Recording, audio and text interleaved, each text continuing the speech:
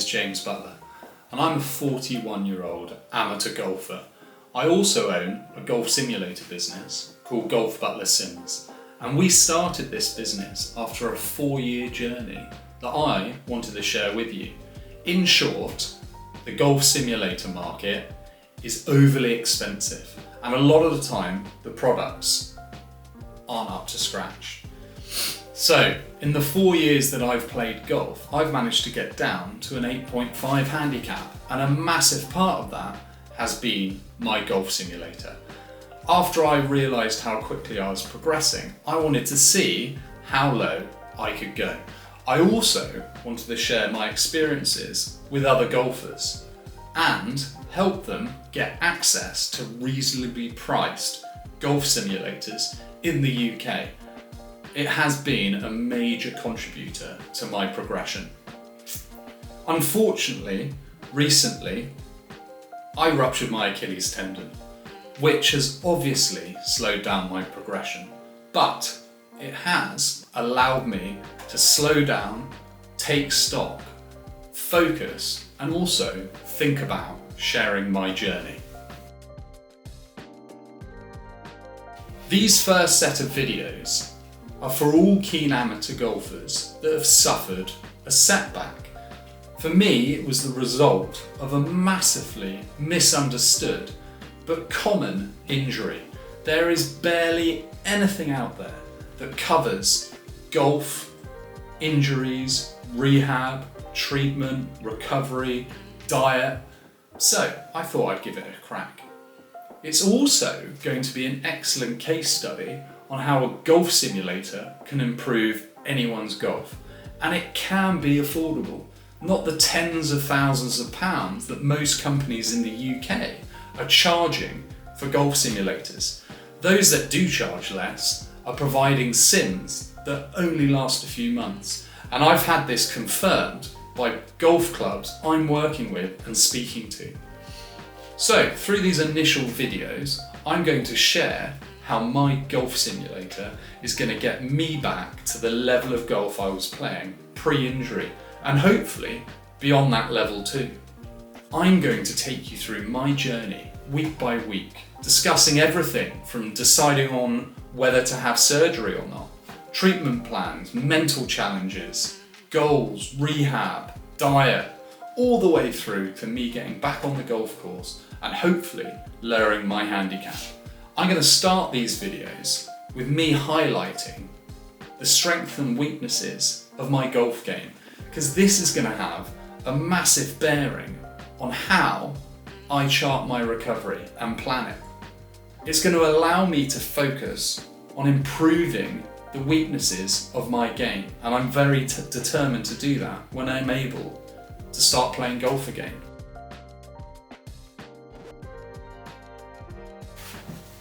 So, these stats give a really good indication on where I was with my golf game.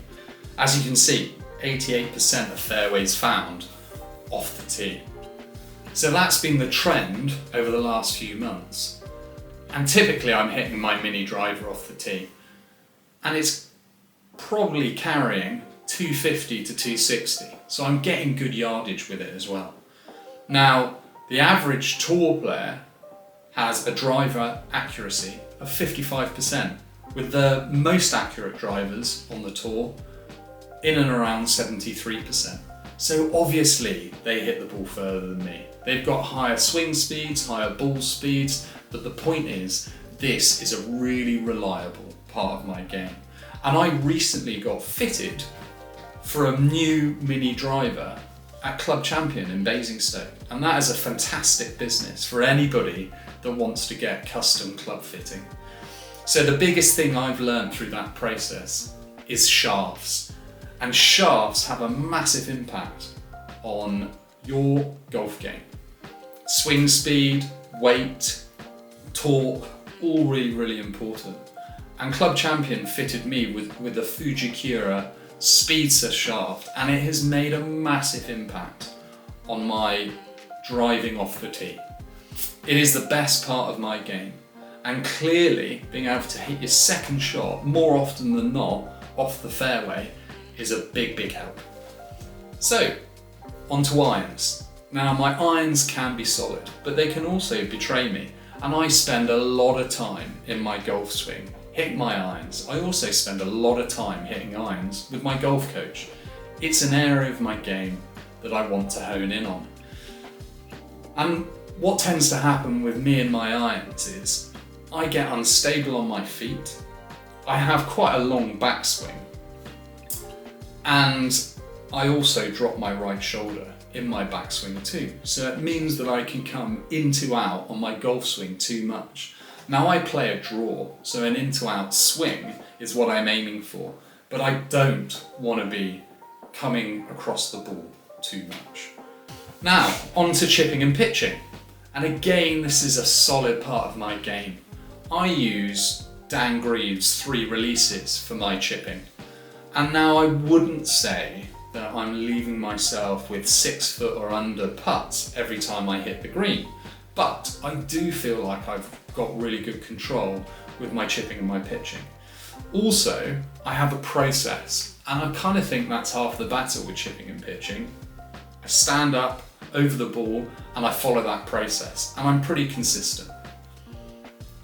So, putting. And this has been a real Achilles heel of my golf game, excuse the bad pun there. But I've made some really big strides on my putting in recent months. And a big contributor to that has been Bryson DeChambeau's putting video on YouTube that covers the planar slope. Now, I studied economics and maths and physics at school and university, so I'm really into those sorts of subjects. So theory around putting, green reading, planar slopes, I find really interesting. And this has been a massive help to me in improving my green reading. But as the stats show, I should be averaging far fewer putts than I am, and my golf coach tells me around 30 at my level is where I need to be. So clearly a lot of work here still to be done. And this is going to be a big area of focus for me when I'm able to stand and weight bear. I'm going to get on the putting greens and really try and improve that area of my game, and again build a process when it comes to putting. So this is going to be really useful context for the rest of the series. My 4-year golf journey has been one of obsession and relentless ball hitting, and I've loved it. I have ADHD, and a lot of people associate ADHD with a lack of concentration, and that is true for topics or subjects that an individual finds less interesting. But when you find something that really does interest you and that you get into, it can cause dopamine spikes in the brain, and that can lead to a really strong, intense focus and a singular focus. And that's what I have with golf. The ability as well to track the data, the stats, monitor your performance, and all of that massive amount of research and learning that's possible as well. All of that stuff really resonates with me. So yeah, suffice to say, I'm a bit of a golf nut, and I've really got into it over the last 4 years. So I'm also very lucky to have an amazing golf coach called Duncan Driver, and he's based down at Lyme Regis Golf Club on the Devon-Dorset border. And he, over the last 4 years, has broken down all of the technique and process in a really easy to digest way for me. So long story short, in April 2021, I started playing golf, and I'm now at an 8.5 handicap. Having a golf sim and a great golf coach has allowed me to really hone my swing, practice, and hit balls as often as I want. So golf was going well, and I'd had some amazing opportunity to play in amazing golf courses around the world. In March, I went to South Africa and played a number of courses over there. In April, I was lucky enough to be invited to go up to Royal Troon. And I played the Royal Troon Links golf course. I also played the Portland course, which is connected to Royal Troon Golf Club. We also played Prestwick St Nicholas and Troon Links Golf Club. And then more recently in May, I was down at St Mellion for a golf weekend, and the St Mellion Estate and golf course is a phenomenal venue as well. We had a really good time down there. So, golf left, right and centre. And this needs to be viewed as well through the lens of the fact that me and my partner are about to have our first child, due in November. So really I was trying to get as much golf in as I could before this big life-changing event. Now, if you haven't guessed already, I'm a very active person. I have lots of energy to burn, and I do find it hard to sit still. And this makes my current situation even harder. But what I'm going to do now is talk you through the day that I injured my Achilles tendon. So in the morning, I had a tennis lesson and we hit balls for about an hour. At lunchtime, I went down to my golf sim and hit balls in between meetings. In the evening, I had a cricket match. I captained that team and we play in the Premier Division of our local evening league competition. So it's not a phenomenal standard of cricket, but it is competitive and there's good players around and it's taken pretty seriously. So during that game, I injured myself, and it actually happened in the 4th over of the game. For those of you that don't care or don't play cricket, that's around about the first 30 minutes of the match. And what happened was I had a ball that was hit at me. I attempted to take a one-handed diving catch going backwards. I didn't take that catch, but I did rupture my Achilles tendon. As I launched myself into the air, I heard a pop and felt a snap. Now I knew immediately what I had done. I'd had Achilles tendon pain on and off for about 10 years, so to me it felt like a ticking time bomb. Fortunately, there were people around me and they were able to lift me off the field. As well as that, the opposition kindly put me in the back of their car and took me to A&E. So I didn't attempt to stand on my injured foot. I'm very grateful for that. I think that probably would have done further damage, and also the pain would have been excruciating. So, A&E.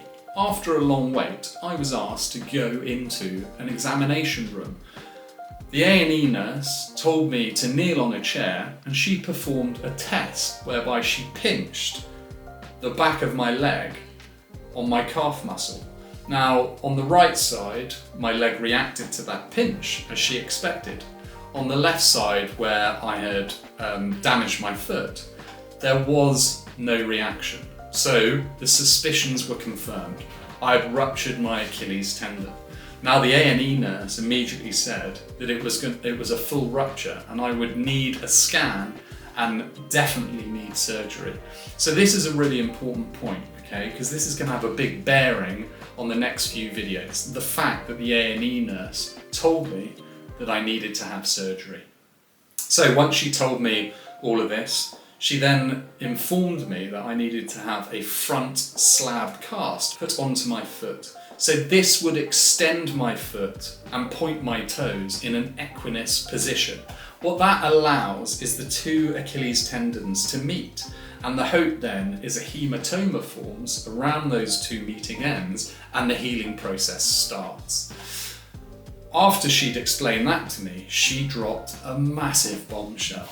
And that bombshell was the fact that I was going to have to inject myself in the stomach every day with an anticoagulant.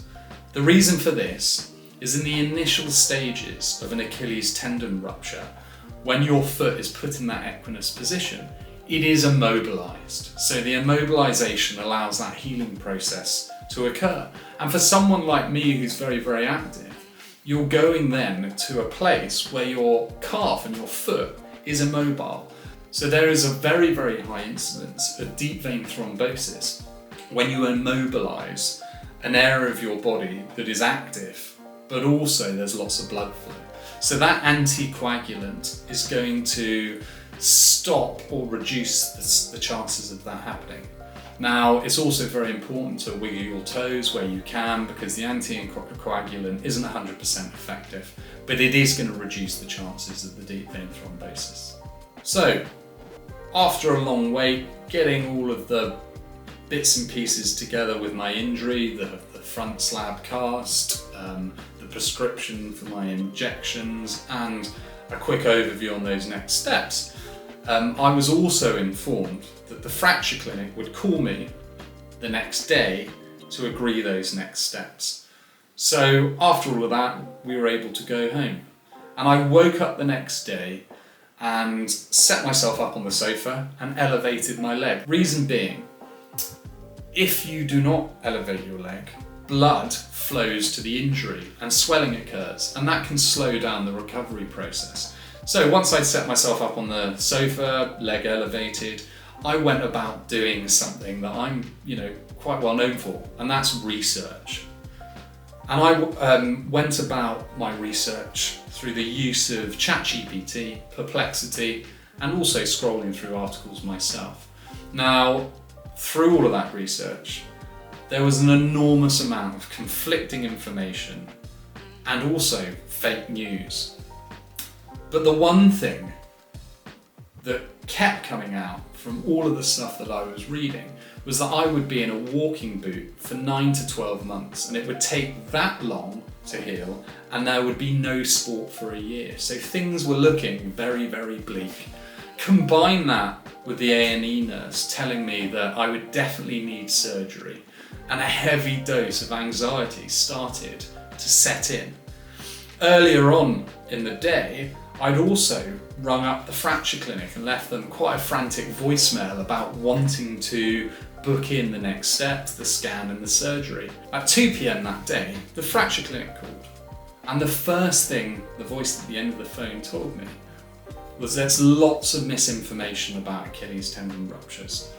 They also apologised for what I'd been told in A&E, and that there was lots of doom-mongering out there. So she then went on to explain the next steps and the road to recovery. Now this is a convenient place to stop the first episode, and we'll pick up discussion on that road to recovery in the next episode. So thanks for tuning in, and see you next time. Bye.